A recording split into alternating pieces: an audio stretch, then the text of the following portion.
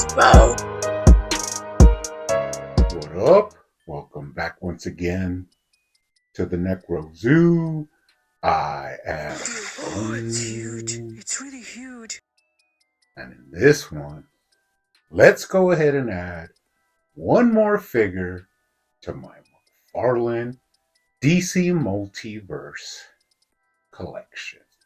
Now today we will take a look at Orion. Now this is a Target exclusive gold label, but I do not think you will have a hard time in procuring this figure. He is on the website to order as of now, and you can also find him in store. Now, though, I did already buy two of these. I have this one that I bought to review. I have one more that I'm going to open to keep in its standard form. And I did order one online so that I could keep it in my mint inbox collection.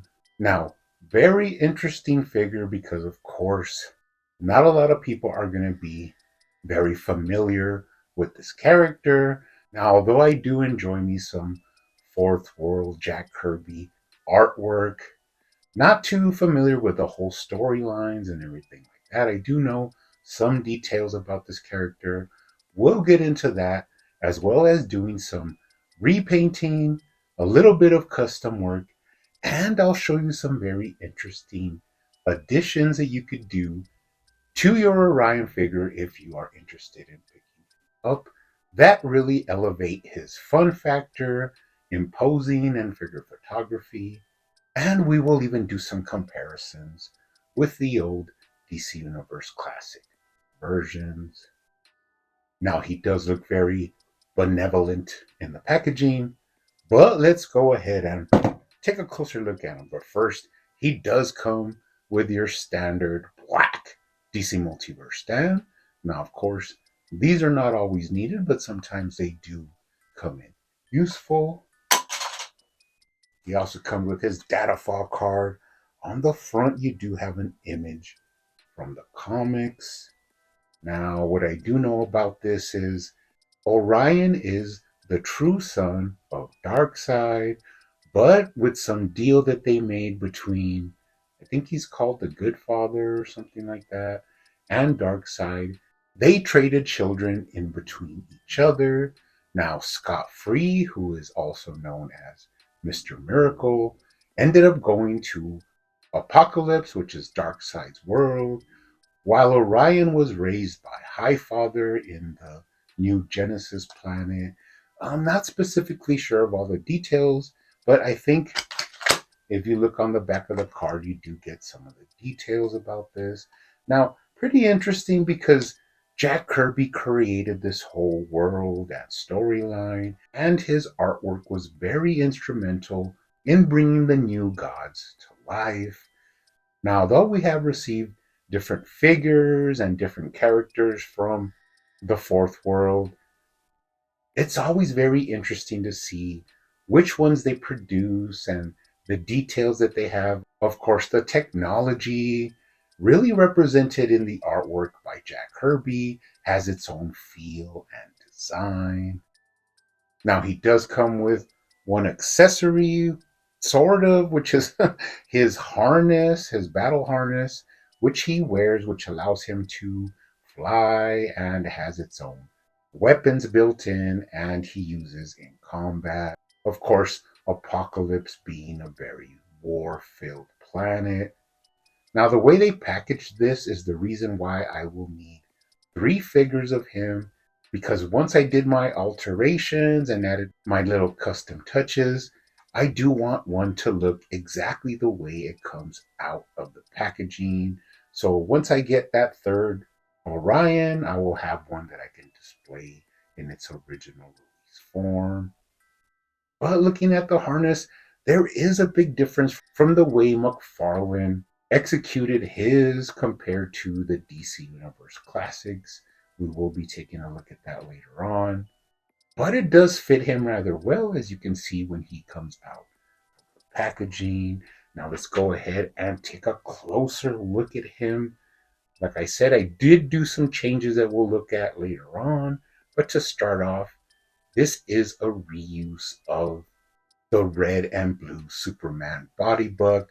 But what really gives it away is that the legs have no sculpted detail and that the cuffs on the wrist do port the same detail from the first page puncher Superman. Now, all of this goes in to build this pretty nice physique figures. So, first impressions, I really love the aesthetics of the body, the proportions between the arms, the torso, and the legs are really well done.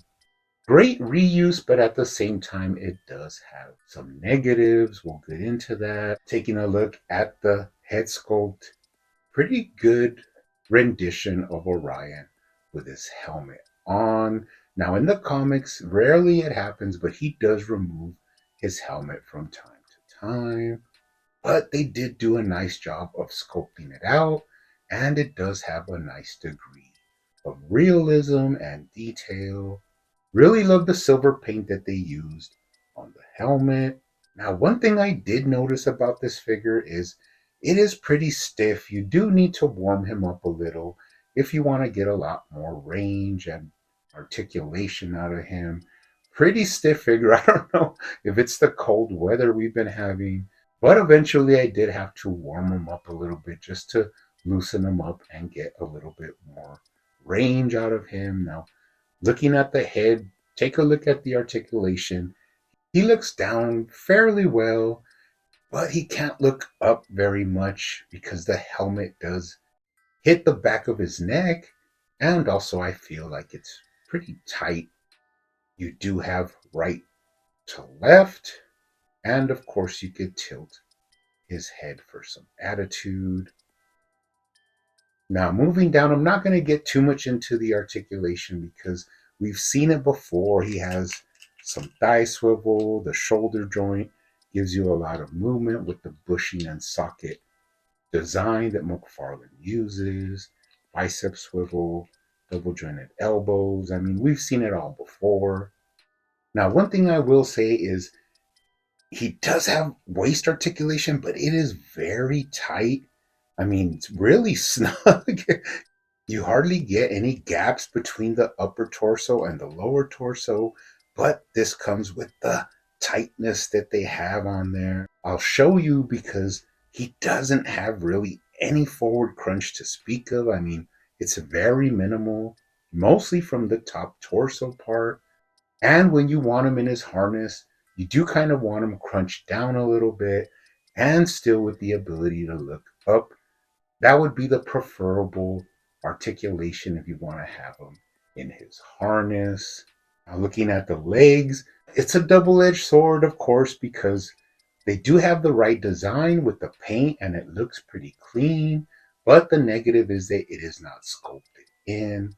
But in reality, I do prefer this than if they were to have different sculpt details and try and paint the correct design for Orion's boots over that. So all in all, it's not that bad. Although they don't sculpt in the detail of the boots, at least they painted the design in and it is pretty clean. I mean, pretty simple figure, not really any added details or accessories or added sculpt. I love the back on these figures. You could, of course, with the shoulder joint, move the shoulders forward to give you that wide back look, or you can move them back to give you that front, really broad chest look. So it is a great articulated figure, but you do need to warm him up to get the maximum potential out of him. Now, before we move on, I think I'm going to go ahead and bring out the DC Universe Classics version because that'll kind of give you an idea why this review took so long. I mean, I had it ready to go, and then I just kept finding different things that I wanted to add. I mean, I'll explain it to you, but of course, here is the Orion from DC Universe Classics with his original harness still on him. I've had this figure like this for years. In fact, he does have the notoriety of being the very first DC Universe Classics figure ever released. In that wave one from DC Universe Classics, he was number one, the original first release. Now, this wasn't the only time we received Orion from DC Universe Classics because we also got the 2-pack version. Now, the cool thing about this was that they released this one with a removable helmet. Now, here you can really see the design of the character, and that is where I got a lot of ideas from what I wanted to do with this McFarlane version. Now, they did have to slim down his head so that the helmet would slide off and on. So the head has a little bit of a flat, narrow look, but you can slip on the helmet and it looks really good. Now, this was a good chance where McFarlane could have tried to match or one up DC Universe Classics by giving us an alternate unmasked head. I really would have preferred that, but for around a $20 figure and the whole sculpt of the harness, I guess that's, a little bit more to ask for, as well as you don't get any alternate hands or anything like that. But that is almost per usual with the standard release when you have such a big accessory like this harness. So I wouldn't rule out in the future if we get a different version of Orion, maybe with multiple hands or with a unmasked head sculpt, but we'll have to wait and see. Now, when you take a closer look at the DC Universe Classic version, I didn't notice some things from the McFarlane one that I did afterwards. Now, this got me getting into my customizing, my repainting that I wanted to do. And that was that. First off, I guess we'll talk about the alternate hands. Now, I'm gonna do my first ever Marvel character, but using McFarlane parts. And the body that I chose was Commander Steel. Now, I recently picked up a Commander Steel for $7 at Target, and it worked out perfectly because I don't need all the extra alternate hands. And what I ended up finding was that the color matches perfect from the Commander Steel hands to the Orion.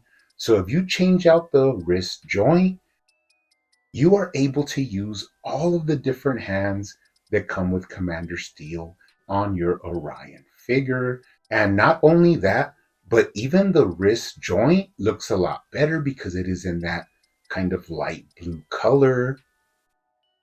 So it matched up perfectly. So this is a tip if you want to give him more alternate hands, get yourself a Commander Steel and the hands work perfectly, giving you a lot more options in figure photography. Really love him with the double fist, which I think all figures should come with, but this is a quick, easy fix, and it worked itself out in the end.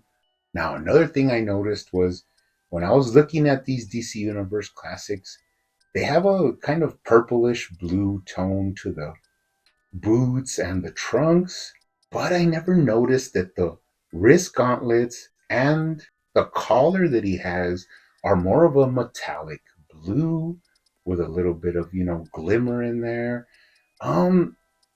That got my wheels turning where I wanted to add the collar to this one and also repaint the cuffs in that metallic blue.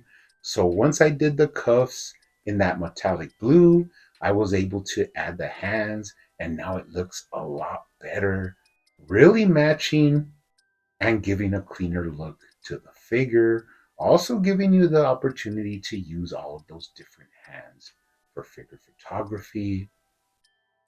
Now, another thing I did was add the collar. Very interesting that I used some parts that I had in my fodder, specifically one of the straps from one of my Jim Gordon as Batman figures that I had left over. I mean, I did a custom. I had the whole, pouch and the straps left over.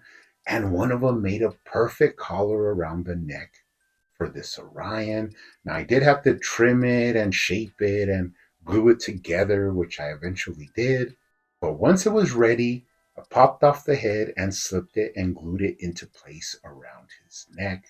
Painted it that same metallic blue, and now it gives you a little bit more of a contrast and fulfills the look he has in the comics. Now, once you get all this in, very interesting the way it really makes the figure a lot more posable and a lot more fun to have in hand. Match them up with your dark side, the classic version, or even the Task Force version, and it looks pretty awesome. Now, we'll get into the harness here because if you look at the color of the DC Universe Classics, it was more of a bronze, almost dark copper looking color that they used, but it did have some colorful detail in the components of the harness. Now, I decided to spray gold on my harness, which you can't really tell, but when you put them side by side, there is a vast difference between that kind of flat plastic to how it looks now once I sprayed it gold. Now I had to use my own imagination and decide where I wanted to add color on this harness. I added some silver, some red, and some, baby blue to some of the little buttons and gizmos that it has on the harness. But once I got it finished and painted, really happy the way it looked now. And I'm pretty happy the way it turned out. Now, this did get me thinking too the way I wanted to pose him with the harness on. And that is because he didn't have that much of a forward crunch. So I took him apart, went ahead and added all the little mods that you can do for the waist. And now he does have a better forward crunch, a lot smoother waist movement with the tilt-a-whirl, leaning back, allows you to get him in some dynamic poses, and just makes him a lot more fun. At the same time, this allows me to put him in the harness and give him that traditional Orion, like crouched down look that he usually has when he is using his harness. Now, I thought I was done once I did all of this, but then I noticed one final detail, and that is that if you look at the original release from DC Universe Classics, the eyes are whited out inside the helmet. Now, I don't know how comic accurate this is, but you do know how I feel about whited out eyes. I think it just gives a character a more heroic and a more dynamic look. So I had to, get my fine little thin brush and some toothpicks and go ahead and paint in the eyes for this McFarlane Orion. Really hard to get the black around to give it some shade and depth, and add the little slither of white to give it that pretty inhuman, creepy look. But in the end, I was really happy with the way the eyes just change the whole feel of this guy, makes him feel a little bit more sinister and gives him an edge that I really enjoy. Now, you have to remember that I added this collar, which really gave him even less articulation. So, what I ended up doing, I extended the neck peg by the slightest little millimeter, and it worked. What happens is you can look down and look up with a lot more range, even though I added that collar around his neck, allowing him to get in some great poses and look a lot better in his harness at the same time. Really something surprising that, that I didn't think would work, but in the end, it worked out very well. So, I know a lot of people are not going to be very interested in this figure, or there's probably a large part of the population that doesn't even know who he is. But for me, he is a great figure to add to our fourth world collection that we can start building from McFarlane. So pretty interesting. Glad to get this one out of the way because I do have a lot of videos that I want to work on. Had a long week, so we'll try to get a lot of those out this weekend. But as always, you guys keep hunting out there, keep collecting. Keep customizing, and I will see you on the next one.